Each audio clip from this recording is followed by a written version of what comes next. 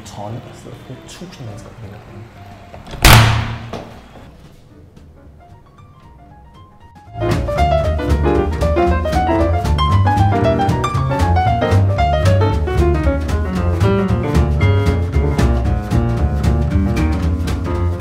Det her, det er simpelthen sideindgangen til Store Vega Scene, og Silas fra Turbo Weekend skal blandt andet præsentere, og der sidder flere tusind mennesker. Du kan sådan høre de sådan bulrer derudad.